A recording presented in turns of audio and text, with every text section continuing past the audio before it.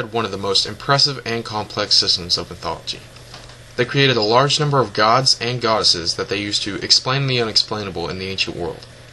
They did this because logic had not been introduced yet, even though some philosophers actually had it right. They started from scratch and worked their way up into what explained the world for them. The Greeks came up with their form of mythology as an explanation for the world. They had to use this form of explanation because there was literally no intelligent way of defining what was happening in the world around them. Logic was actually introduced in Greece under the reign of Pericles by the philosopher Aristotle, but that was hundreds of years after the reign of the gods. Their ignorance led to the creation of these godlike beings, whose presence explained the world around them. The Greeks believed that everything emerged from chaos, whose physical manifestation was similar to our version of space. As stated in the Greek mythology website, chaos was believed to be an omnipotent being, similar to the Christian God. Chaos was destroyed when Gaia and Uranus, the earth and sky, sprouted from it. Gaia and Uranus were sentient beings, and ruled Earth for a short while. From the earth sprouted the Titans and monsters, such as the Cyclops and Minotaur. In this time it was the Titans that ruled the earth.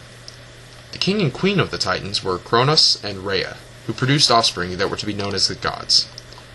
The gods were humanoid beings that threatened the Titans because of a struggle for power. After a great war, the gods destroyed the Titans and split up the world between themselves. The most popular gods were Zeus, Hades, and Poseidon, who controlled the sky, underworld, and sea, respectively.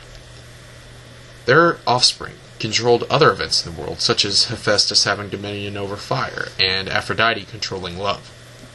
Zeus came to be known as king of the gods, and Hera, the goddess of marriage, became his wife and queen of the gods.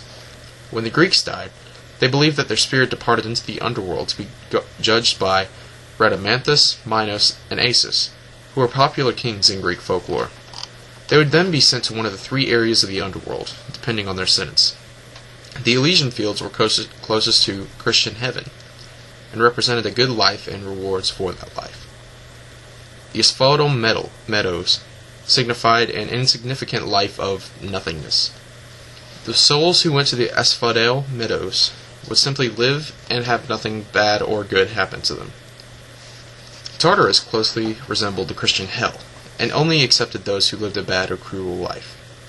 It was believed that the evil and cruel would be tortured in Tartarus for all of eternity. The gods were created by the Greeks to explain all of the happenings that were not explainable by science at the time. They were born from Titans, who were born from the earth, who was born from chaos. The Greeks definitely had an entertaining way of explaining what we would consider logic now.